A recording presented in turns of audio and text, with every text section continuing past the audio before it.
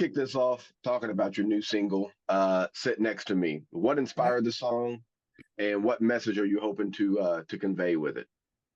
What inspired it, to be honest with you, was the groove. When my guy Excel is a two-time Grammy-winning producer out of Chicago. He's produced for Kanye and Ellie Chopper, Wiz Khalifa, Shauna, um, just a list of people that he's produced tracks for. And we have been going back and forth with some music, but once I heard that track, I was like, this is me. It kind of just gave me that vibe. And I was able to kind of lay into it the way that I think a lot of people are familiar with me because a lot of people know me from Tupac's "I Get Around" or "Freaks of the Industry" or even "Kiss You Back." So most of the songs that I'm most known for are more like the laid back, smoother tip, right? And that track reminded me of that when I first heard it. And the hook was already there, "Can't sit next to me." And so I kind of went into it with the attitude of, you know what? You can't sit next to me. I'm that fly. Like you can't hold my water, basically. And the underlying message is that's how you should always be when you come in a situation. Remain confident. Don't let anybody tell you that you are not that guy or that girl, whoever it is. And just even when it makes people uncomfortable, don't dummy down your confidence or your intelligence or whatever it is that you have. Yeah, yeah. So, and then I'm working on this track. What was the production and writing process like, and collaborating with Guapdad and Xcelence on this track? All right. So me and XL, we had actually done a song before. We were recorded this song that actually is going to be on the album. I'm gonna release it later, but a song we did called Kumo D, like the rapper Kumo D. Yeah. Yeah, and it's sort of like an ode to Kumo D. Basically, how you like me now. I had to do my Kumo D on him. You know what I'm saying? But Yeah, that's what's up.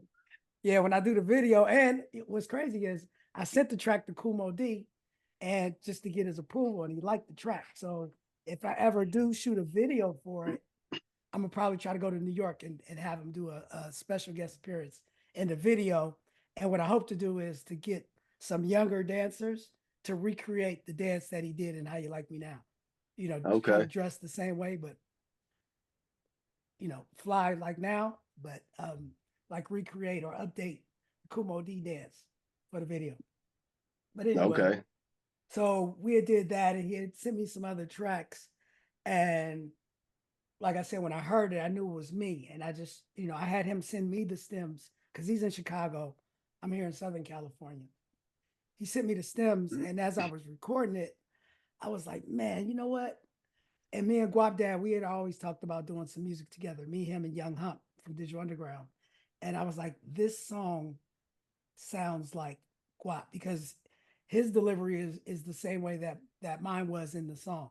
So it was kind of like it was perfect for him. If I was ever going to do a song with Guap, this is the style of song that I wanted to record with him. Something that's in his wheelhouse and in his element. So I hit him up, and as soon as he heard the track, he was like, "Bet!" He jumped on that thing and sent it back to me. And shout out to my guy Mike Frankie, who um, who mixed the record. Mike Frankie he's an OG in the music game as far as engineers. He's engineered for going way back to the Spinners and you know, Oh wow. he goes back to the 80s with engineering records. So he's engineered some big records with some big artists.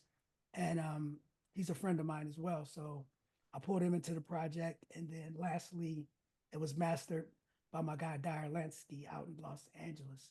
So, I feel like I put an all-star team together to make this record. So I'm very pleased at how it came out. What are the plans in the future? Because you said earlier, building an album together. What's that look like? What's the upcoming album for Money B look like? Okay, so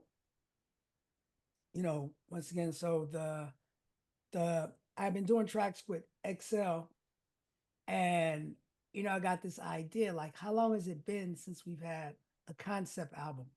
Where, because now, for a long time, people would do albums and they would just, especially with labels, you just reach for the hot producer. So you got a Dr. Dre track, a Timberland track, a this guy track, or that guy track. It just sounds like a compilation, no Right. continuity. This one track just sounds way different than the other track. So, I came up with an idea, and I presented it to Excel. I was like, bro, let's do a concept album where it's your production and me curating, the songs and the features. And, we're going to call it Midway. Midway is the airport on the west side of Chicago.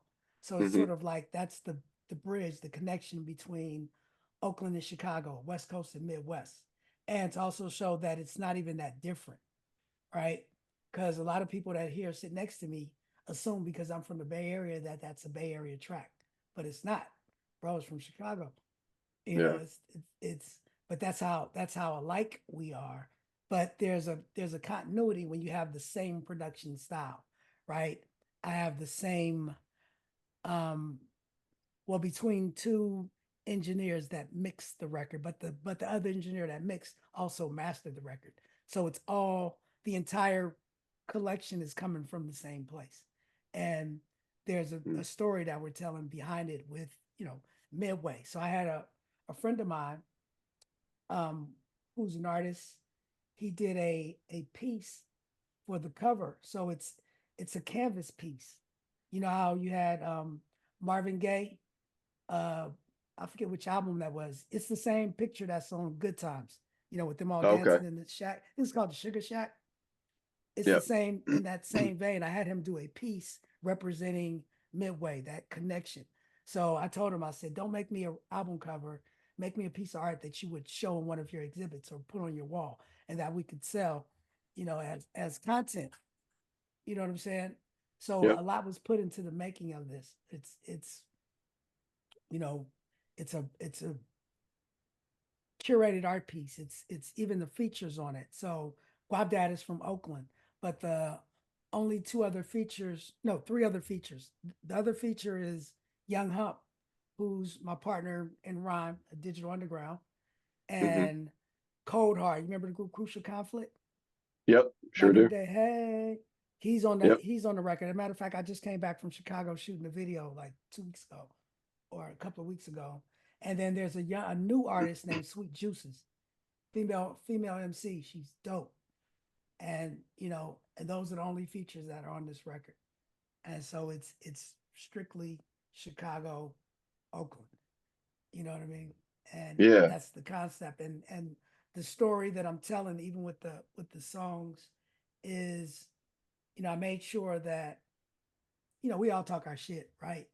But I made sure that on the record, I'm not, at least try not to lead anybody on any detrimental paths, right? Okay. We talk our shit, but you know what I'm saying? Like, um, and I would say that's a maturation, I believe, that I have, because some of the stuff, back in the day, talking on some of these records, I was real reckless, Yeah. you know.